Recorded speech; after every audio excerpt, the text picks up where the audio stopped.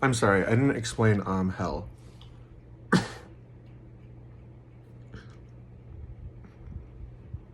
Sorry, I just ate a snack. Um,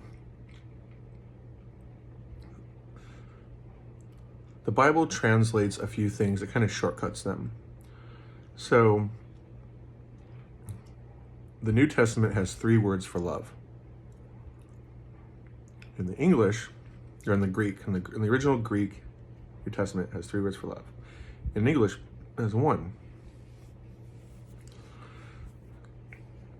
And it's unconditional love. Sorry. There's unconditional love. There's like family or kinship. And there's what's called philia, which is the opposite of phobia, which means an attraction. It does the same thing for hell. The original term hell means like to be buried. It talks about Hades and Sheol, which pretty much just means you're like asleep until the end of time. What's the other one? The abyss, which is where all the, get into that later, all the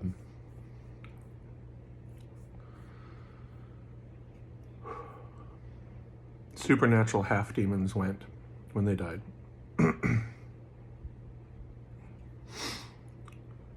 there's Gehenna, which isn't actually hell. It's a place where they used to sacrifice babies to do witchcraft, and they practice witchcraft. And then there's what's called the lake of fire. And so at the end of time, knowing Jesus brings us into heaven, and those who don't know him are tossed in the lake of fire.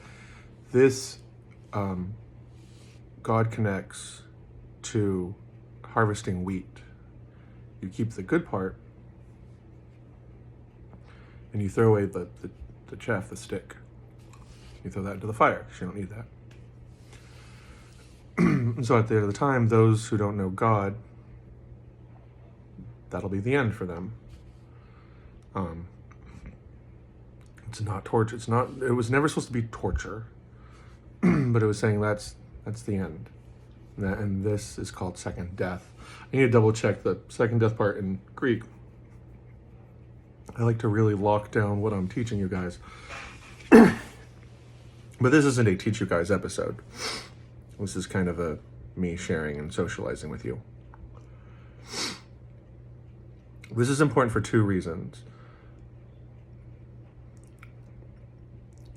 At one point, the Catholic Church, to hastily get people to convert, would say Jesus or hell. So they kind of like scare you forward. But the problem with being scared is it doesn't commit you to the philosophy, and it makes you hate the philosophy. So when I start to explain this to people, most people who like hate Christianity, because they know something intrinsically is wrong, like you have to fill me full of fear to make me obedient, that's horrible.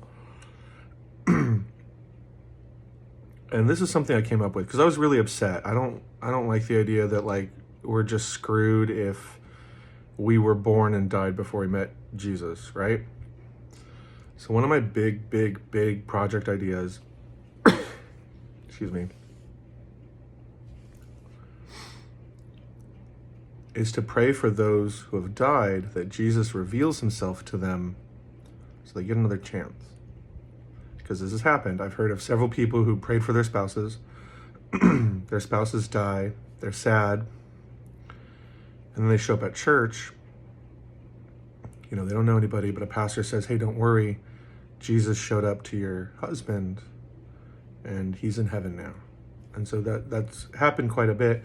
And I want to pray that that happens to every single human who's ever lived. That is one of my big projects. I believe we have a responsibility to work in the supernatural, to help, as I tell people, fix the potholes of humanity, to help it resynchronize with heaven. Because humanity's kingdom mimics heaven's kingdom. You know, we have our kings and leaders, and when we don't do our job, things get worse, but when we do our job and help polish the humanity on earth, everything gets better. Anyways, I apologize, I'm going on tangent. Just the idea of giving everyone the supernatural gifts is very interesting. I love you guys.